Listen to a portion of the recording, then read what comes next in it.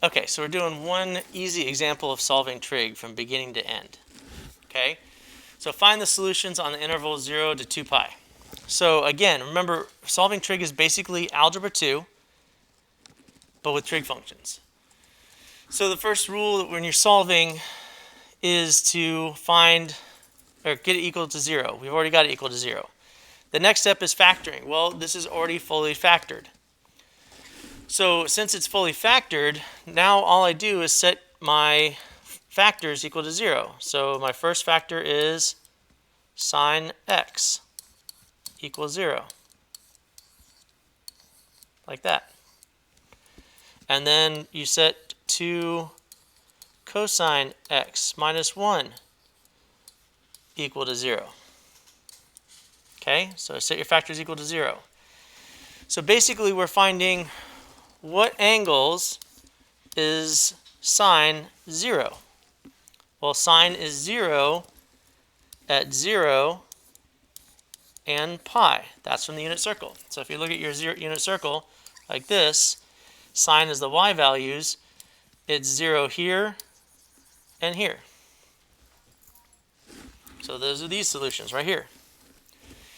Now the second one, we got to get cosine x by itself. So we're going to add 1 to both sides.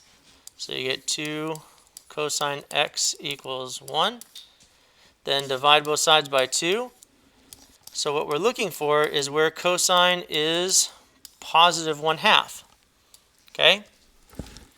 Now cosine's positive 1/2 right here and right here. And this one is at pi over 3, and then this one down here at 5 pi over 3. Now, cosine here at 4 pi over 3, this is negative 1/2, so we can't use that one. We can only use the positive 1/2. So for this one, our solutions are x equals pi over 3 and 5 pi over 3. Now remember, the whole point is basically when you're doing this, the reason we get it in factored form is because we're trying to get it equal to 0.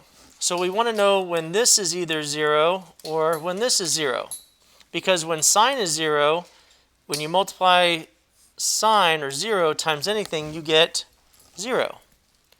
So when sine is 0, it's going to make this whole thing 0. Or when this one is 0, it's going to make this whole thing 0. That's the whole point of this. Okay? That's what makes it easy. And again, this right here, if we plugged it in, if you plugged in this one as pi over 3, you would have gotten sine, say at pi over 3, times 2 times cosine at pi over 3 minus 1. Sine at pi over 3 is root 3 over 2. And then times 2, cosine at pi over 3 is 1/2 minus 1.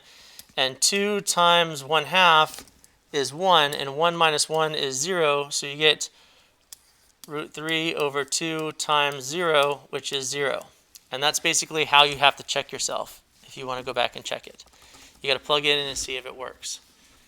So again, these problems, it's the same algebra you've been doing since algebra 1.